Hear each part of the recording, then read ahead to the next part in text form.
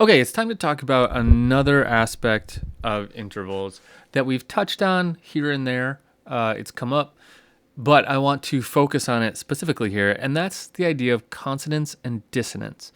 This is an important role in music, and it comes with a couple new vocabulary words, I suppose, modifications of vocabulary words that we already know. So first, let's define consonant and dissonant. So consonant. Consonant, we can kind of say it has a pleasurable sound. Let's not even say pleasurable. Let's say it has a sound that we could walk away from. Like the sound happens and we're like, okay, that's a nice sound, and we walk away.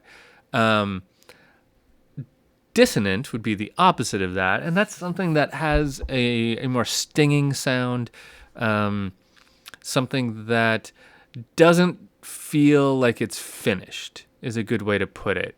It has somewhere else to go.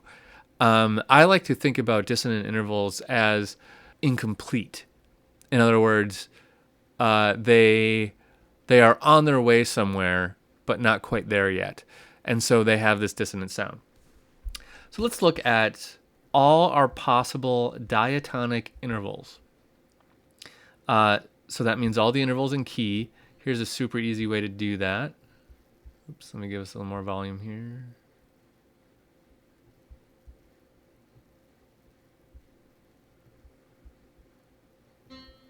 Go. I'm just going to make a bunch of C's, and then I'm going to put a major scale above it. So let's leave that one like it is, because that's unison.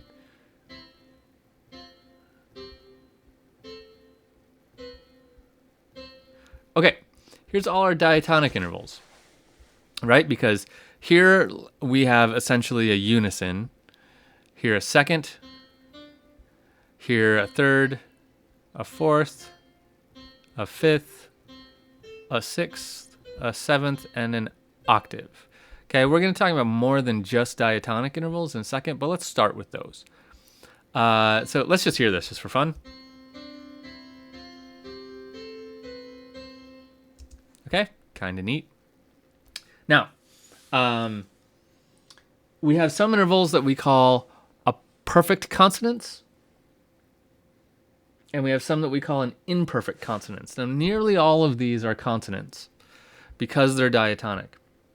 So perfect consonances are going to be more or less our perfect intervals, right? So unison, fifth, and octave. Now, what's the perfect interval that I skipped? The fourth.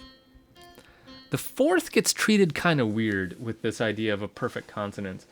The fourth, generally speaking, and this really changes by the century, like composers of certain centuries treated the fourth as a perfect consonance, and some, and then in another century, they didn't treat it that way. Generally speaking, when we see the fourth as a melodic interval, meaning like so,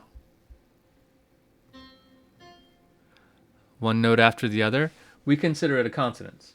When we see it as a harmonic interval, we hear it as a dissonance. Now, that's super subjective, right? Like, it's hard to call this a dissonance, right? Because it sounds pretty good. The reason that I'm willing to call it a dissonance is because of this. Watch. I'm going to hit a couple of these. And then I'm going to resolve it to there. So what it can feel like is that this harmony is on its way to this one. Because when I play it, you're going to hear this, and then this note is going to fall down to this E, and you're going to say, oh yeah, so this was on its way to that. That felt like a resolution, which we're going to talk more about in a second, but let's just hear this. Right, so it kind of feels like this is on its way to that. So that would make this a dissonance and this a consonance. It's not a very sharp dissonance.